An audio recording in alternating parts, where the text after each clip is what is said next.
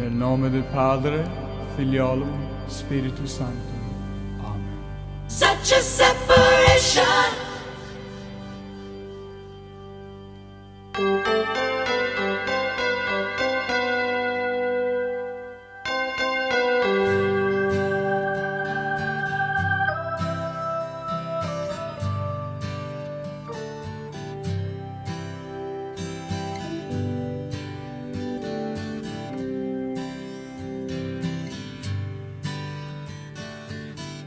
Once again, thank you for being here. Thank you all, the people who are now watching this video through one of our platforms. We are posting all of my videos now on YouTube and on BitChute and on Rumble. Please subscribe to whatever channel you are viewing this on. Subscribe to all of our channels. Sometimes videos have a mysterious way of disappearing from one channel, but they'll be on the other one. So we're really grateful to all the different ways that people connect with us. And we're getting a lot of views on some of the alternative channels, which is really exciting. I also want to encourage people to join the healing team. If you are not a member of the healing team, get involved with us. Start participating in the healing of God's holy child. Join together with a group of other dedicated Course in Miracles people and get those emails every day and read the inspiration and send healing, light, and love to all the people who ask us for healing help. Such a privilege to be able to fulfill that function. I'd love to talk with you more about it. Just send me a message and we can chat about it. Okay, the title of my talk today, A New Age of Wellness. A New Age of Wellness. So I heard from two, I listened to talks or interviews with two doctors recently who were calling for a new movement in wellness, a new movement in the medical profession. They were both talking about how the current way that our medical profession is handling things is really just not working. And this is something that I've talked about a lot over the years, certainly these past couple of years, as we went through the COVID pandemic. And I've also been talking about how the faith in our institutions, including our medical institutions, but also in terms of our government and societal institutions, is really at an all-time low. And while some people see this as a negative thing, that I was actually perceiving it as a positive thing because it means that something new was happening. And that's why I was really excited by what these two doctors had to say, because they were really calling for something new. The current type of medicine that we practice, mostly here in the United States and in most Western countries, is called allopathic medicine. And what these two doctors were saying, that that allopathic medicine has really just failed. And it certainly in the West failed in its approach to the COVID pandemic. And it's been failing all along. Allopathy, or if that's how you pronounce the word, is the treatment of disease by conventional means, i.e. with drugs, having opposite effects to the symptoms, often contrasted with homeopathy. But anyway, just the traditional treatment, if you can call it traditional, I guess we've been doing it for over 100 years. So the traditional treatment of disease using medications and drugs that are designed to combat the disease, or maybe combat the symptoms of the disease, that's allopathic medicine, the way we practice it in the West, in the USA. And it's all involved with the study of sickness and the study of illness.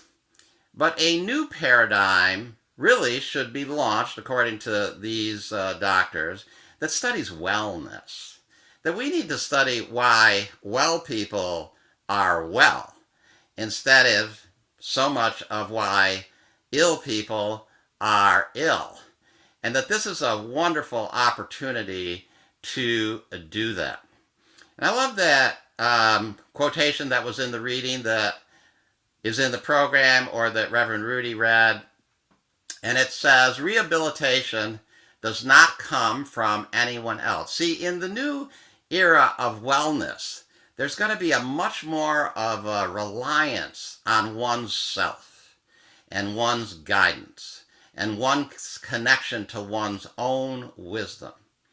We may seek some outside help or some outside information, but ultimately, wellness is going to come down to our own connection to our own guidance, to the Holy Spirit, as the Course in Miracles would say, and to our own infinite, eternal nature. So rehabilitation does not come from anyone else. You can have guidance from without, but you must accept it within. The guidance must become what you want, or it will be meaningless to you. That is why rehabilitation is a collaborative venture.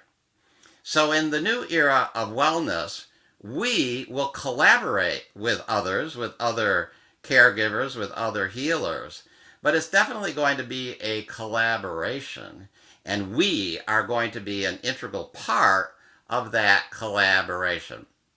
And I love this quotation from the Course. Now, this is a quotation as it appears in the original edition and the earlier editions of A Course in Miracles, but in the Foundation for Inner Peace edition of A Course in Miracles, which is the edition that probably still a majority of people read and study, they don't use the word rehabilitation. They substituted it with the word healing. So they say healing does not come from anyone else. And that is why healing is a collaborative venture.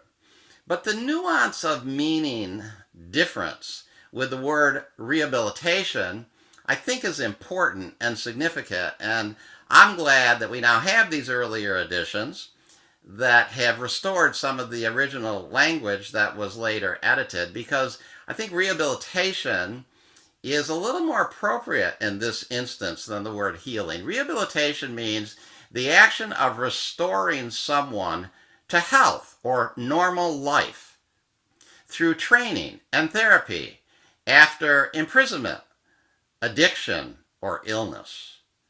So it has a broader meaning, but it also talks about health as normal life, that wellness and health should be the normal state. And that idea has almost faded from the Western mind. It's almost like sickness is the normal state. Everybody is sick, or everybody has something that they're dealing with. Just watch the commercials on television for all the medications and drugs. I mean, everybody must have multiple illnesses, right? You must need multiple medications just to get through life. Certainly, as you get older, you're going to be on lots of medications, and that's what's considered normal.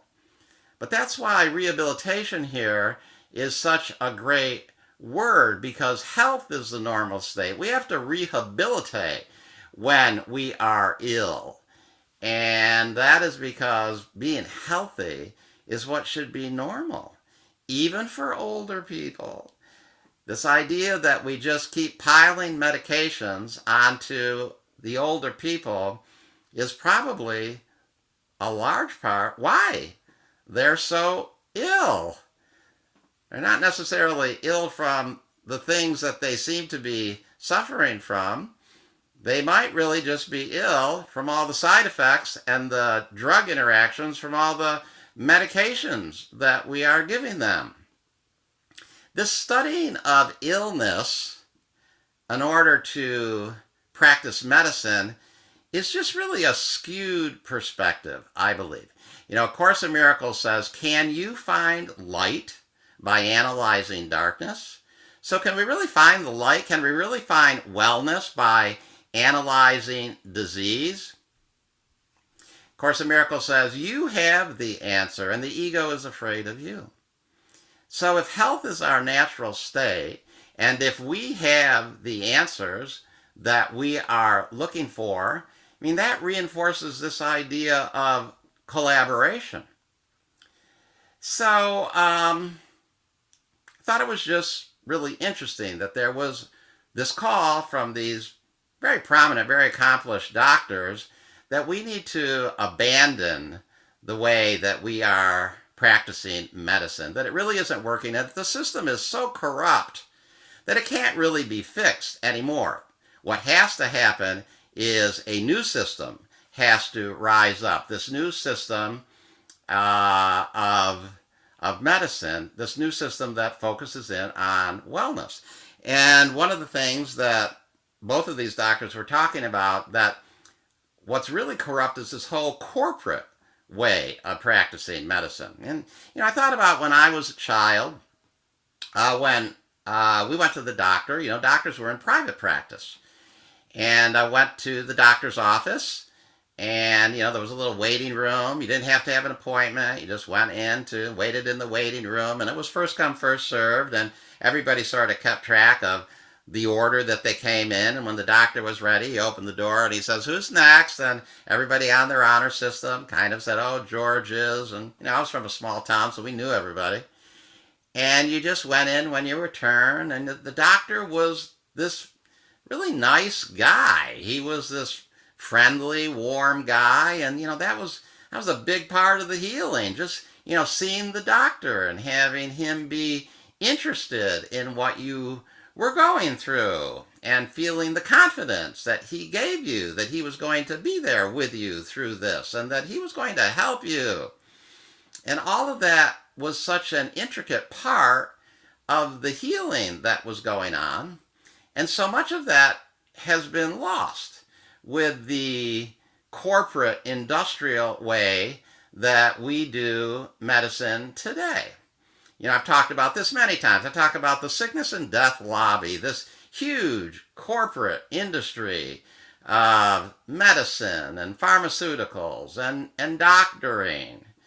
It really struck me about 2 years ago when I had to go in for, my yearly physical, and my yearly physical with my HMO involves a bloodletting experience. I have to go to the lab and get my blood drawn, and there's all these tests. They have to draw a lot of blood because there's a lot of tests they want to run.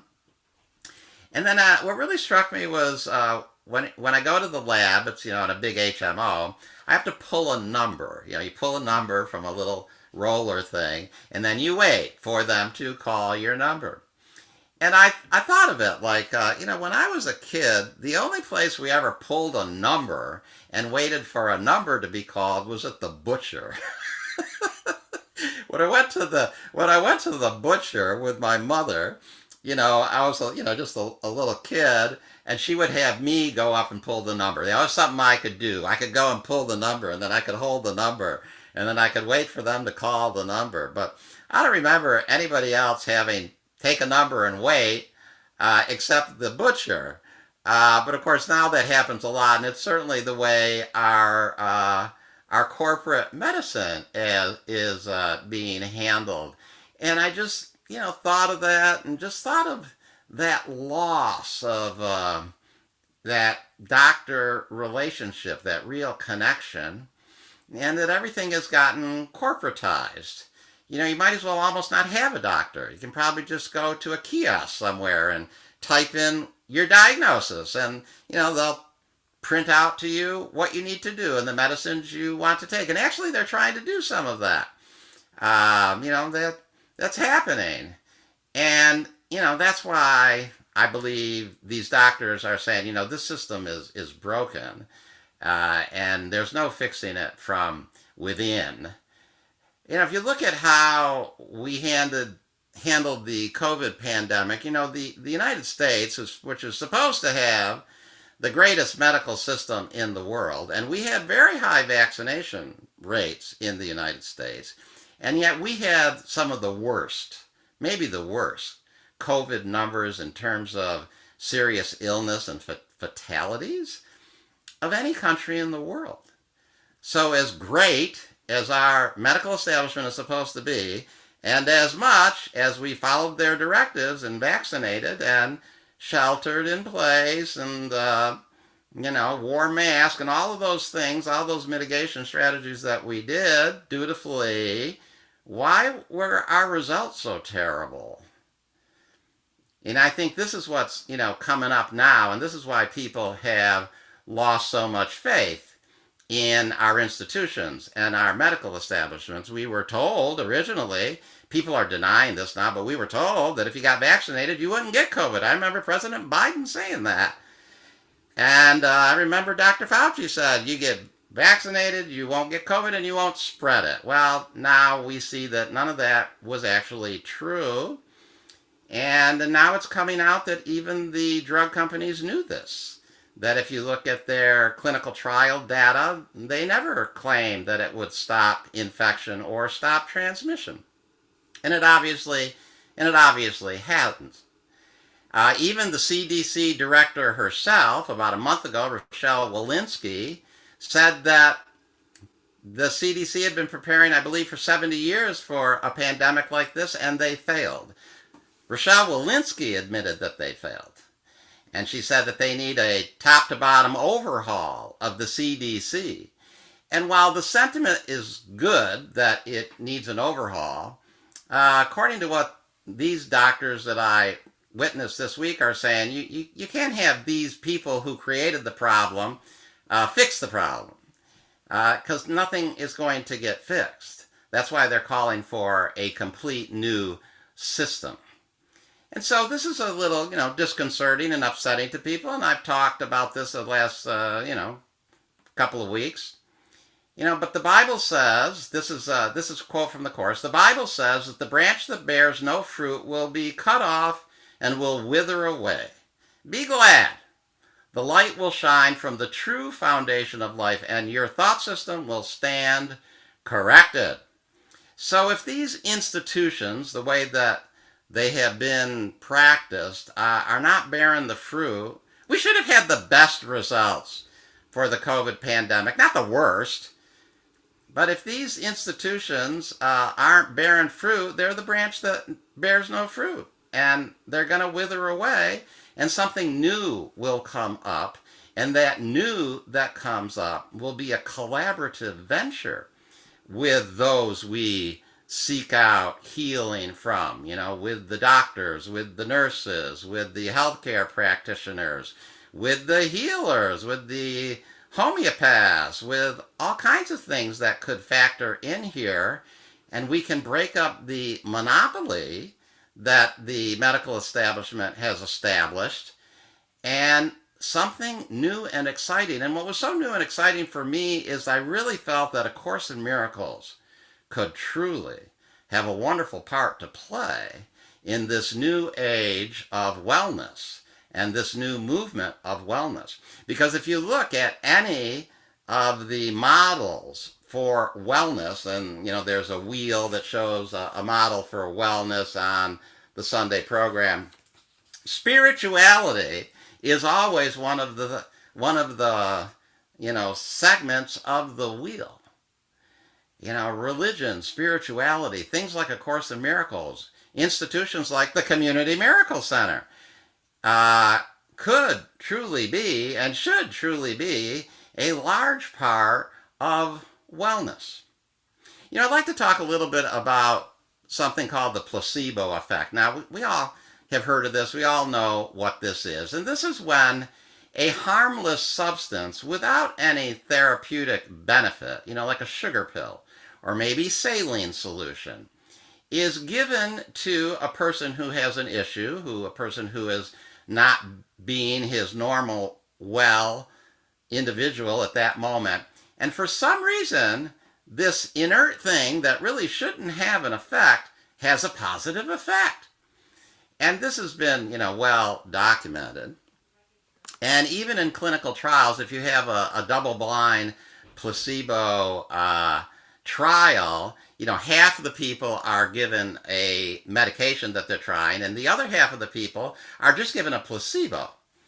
But the placebo doesn't have no effect, because the act of getting something and being involved and being recognized and heard has a healing effect in and of itself.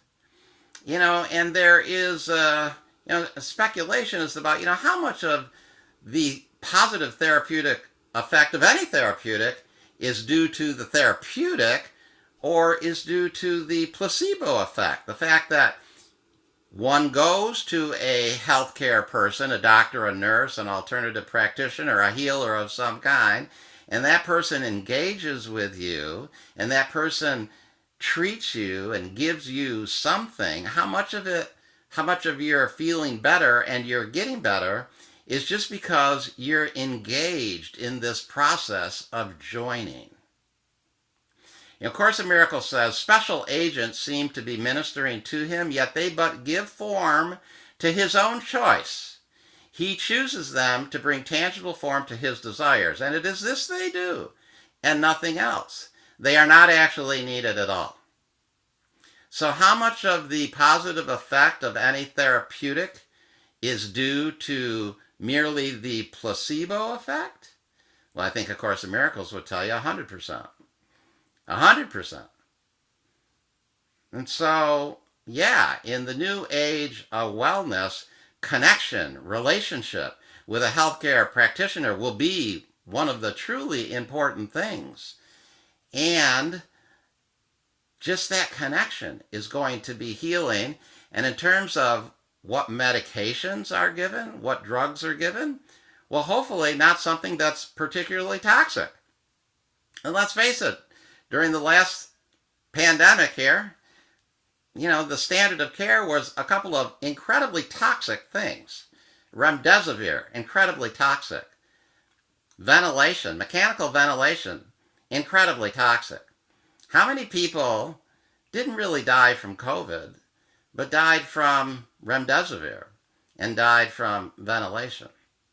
I'm thinking back to, and this is coming out now too, during the AIDS epidemic, during the latter stage of the AIDS epidemic, first of all, they expanded the definition of the disease to include almost anything.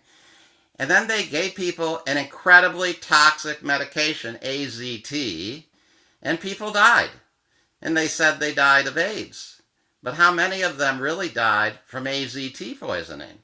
This is a big discussion going on right now. This is part of why people are losing faith in the medical establishment, because these interventions, these medications, are incredibly toxic. And if the 100% of the healing is due to the placebo effect anyway, why are we giving people incredibly toxic medications? Why do we give our elderly, who are assumably getting more frail as they get older, why are we giving them more and more incredibly toxic medications? Is it any wonder that they get so frail? So these are questions that everyone is asking now, or that many people are asking. I think it's questions that we all should be asking. And if this new foundation of wellness starts developing, a slowing down of all of that is certainly going to be part of it. And emphasis on wellness, the things that keep people well, community, spirituality, good nutrition, exercise, sunlight, all of those things. Maybe some supplements. How about vitamin C, vitamin D? How about taking your shirt off and standing in the sun so that your skin can convert sunlight to vitamin D? Get natural vitamin D instead of supplementing from vitamin D. All kinds of things. There have been a lot of studies that show that just joining in community is incredibly, incredibly healthy. So what did we do during the pandemic? We segregated everybody into their homes. We eliminated some of the things that are the most healthy things to do, because allopathic medicine focuses on the sickness instead of the wellness. But A Course in Miracles focuses on relationship and a connection to our internal guidance. We all know what the best thing for us to do to stay well is. And yeah, we bring in some special agents and some healers to help us, to give us ideas, but we collaborate with them because we're rehabilitating. We're getting back to our normal state. And we realize that to move towards the light and to move towards health, we have to analyze health, not sickness. What keeps healthy people healthy?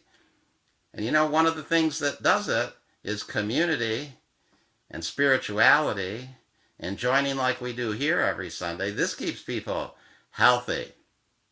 You can't find light by analyzing the darkness. We can find light by analyzing the light. So what we're doing here at Community Miracle Center every Sunday and through all of our classes is very important. It's part of wellness. Do that. And many of you do. And I think it's really great. Join with us. Join the healing team. You know, maybe you don't like all the things I write every morning, but you know, a lot of the healing effect of being on the healing team is probably just the placebo effect. It's just the fact that you're making a joining and joining with other like-minded people and focusing in on healing. That in and of itself, regardless of what we do there or regardless of what is said there, is healing. And actually, I think some of the things I say every day are wonderful. They certainly aren't toxic medications. They're good, positive thoughts to think. So start focusing in on wellness and be open to a new era of wellness starting. And there'll still be doctors, but these doctors hopefully will not have to do what the corporation tells them to do, but will really see and understand that they're in a collaboration with their clients, with their patients, and that from that collaborative venture, true rehabilitation or returning to normal will happen. And I intend to be there with Community Miracle Center and A Course in Miracles to make A Course in Miracles and the Community Miracle Center part of this new rehabilitation wellness movement. Okay, that's my talk for today. Thank you very Nel much. nome del Padre, Figliolum, Spiritus Sanctum. Amen. Such a separation.